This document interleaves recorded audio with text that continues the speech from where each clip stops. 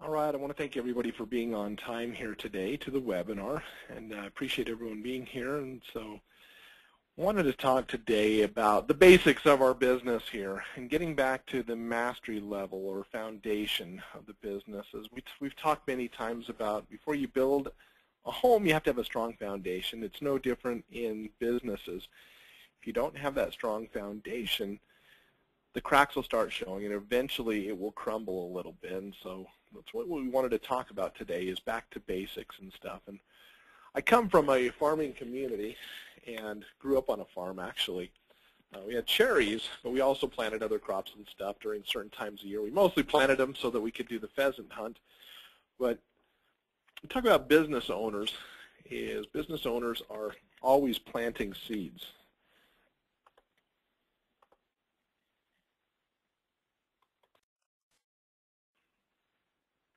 I want to thank you all for being on time, and I appreciate all of you guys and all your efforts and stuff that have been happening.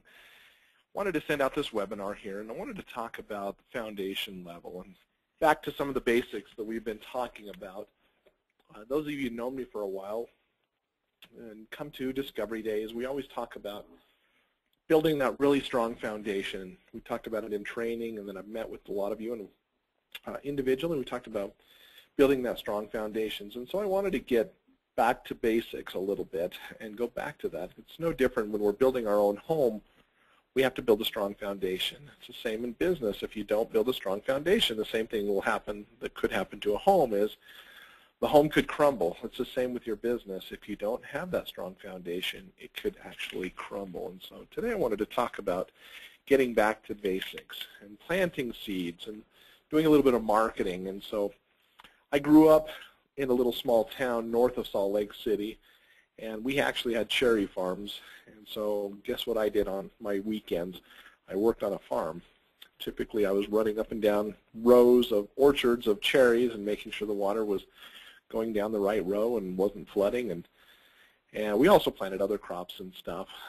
Most of it we planted just so we would have good places to hunt during the hunting season. And so farmers are always planning ahead for their future outcome, and it's almost too late now, but for the spring and for the summer is actually when we should be planting those seeds for the following season.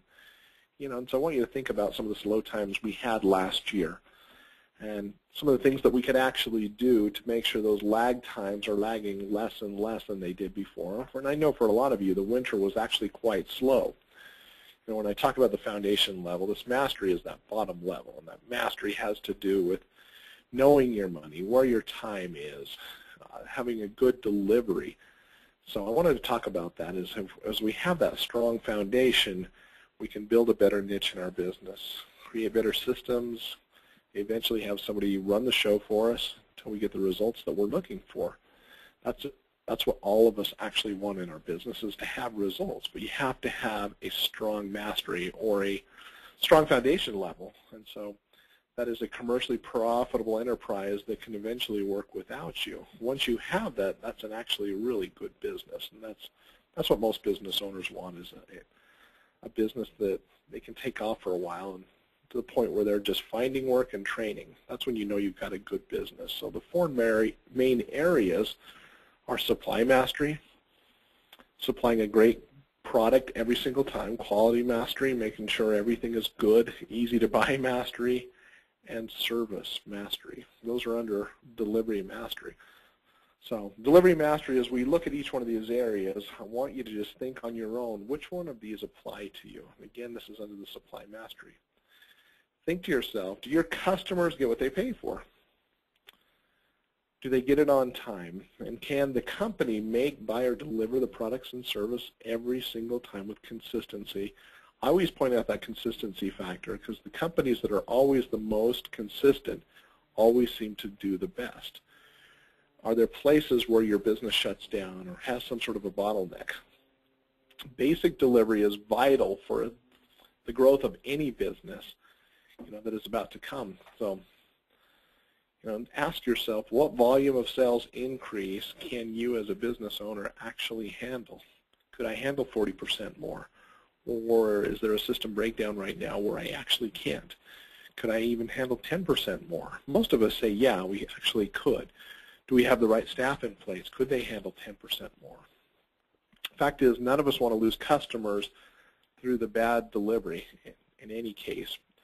Most business owners that I know always want to do things for themselves until they finally get those employees, and it's hard for them to actually trust anyone. And we always feel like nobody will do as good a job as me. And in most cases, that is actually true, is we care more than anyone else. So, you know, under supply mastery, having consistency is always the goal. It's always what we're looking for. So, under quality mastery, we've heard this before, there's absolutely no way to get a customer back if you can't deliver what they buy at a standard that they expect. Everyone has expectations, whether high or low.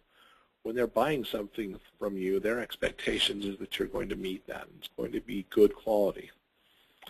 Anymore, just delivering what you promise will help a lot. You know, it'll help your companies grow. The reason why is so many companies have set the standards so low. If you just do better than your competition, those around you, you tend to grow faster than the ones around you. So ask your question, where are they losing customers due to low quality? Another question is, what areas do they deliver well and what areas do they struggle? Look at your customer complaints. You know, another thing you can do with your customers is, and your competition, is mystery shop, seeing what they're doing well, seeing what they do better. Once you know that area, do better than they're actually doing, that actually helps your company grow a lot faster. And make sure they get what they pay for as a customer. Easy to buy mastery under the same delivery. How do you make it easy to buy? I was working with a customer the other day. He says, I just don't want to pay another credit card fee, so I did away with credit cards. Well, his average fee is only $45. And in his infinite wisdom, he believed that if I just do away with credit cards, I won't have to pay those fees anymore. That's actually right. But what he found is a lot of his customers were really upset that he wasn't allowing them to pay with credit cards. Too many companies make it hard to buy. There's no reason. If somebody wants to buy right now, why can't you accept a credit card right now? If you're at somebody's door and they say, I want to give you a credit card, take the credit card number down immediately. Just do it. Okay. Have you ever heard the policy? But it's our policy. I hate when I actually hear that from somebody. It's our policy. I can't do that. One thing that I hate when people don't accept American Express. They'll take credit card, but then they say, I'm not accepting American Express. The reason why is they charge 1% higher than everyone else. You've got to be easy to find. How do people find us? On the web, on the telephone? Do we make it hard for somebody to actually get through to us? Do we not have a personal, somebody calling? I called one of our franchises just recently, and they always send you through a voice machine, which I'm okay with. But I probably called this particular office over the last 4 years, maybe 100 times, and not a one time did I ever talk to somebody. Not a single time did one person get on the phone and actually answer the telephone. I'm a high D personality, and the high D personality basically says, move on. I couldn't talk to anyone. And I was just talking to them about some business and trying to help them. If I was a customer and I was trying to get some of their services, I wouldn't have gone there. I hate leaving messages. If I'm calling, I want to talk to somebody. Make it easy to buy. Make it easy to come back. Do mystery shopping. Do customer surveys. Ask your customer, are we easy to work with? So, and just start using some common sense. And service mastery is, you know, taking a look at the customer service. We all have high expectations if we're paying for something. But a lot of us, when we pay for things, we put our expectations so high, we expect if I pay for something, I should get good service. The fact of the matter is customer service has plummeted over the years. People don't trust each other. Because people don't trust each other, they're not giving good service. They don't trust that if I give really good service, that I'm going to get a decent tip. Their expectation is you're just going to pay me 15%. So many people just don't give really good service. They figure whether I do good or bad, I still have my job. Anyway, Not ready to create massive wows yet, just basics of a smile and good service. Those are some things that you can do. You know, and you start asking yourself, where are we losing business based on the bad service? If we're giving bad service, are we losing it? Again, much of this is a fresh set of eyes. Have somebody else take a look at it.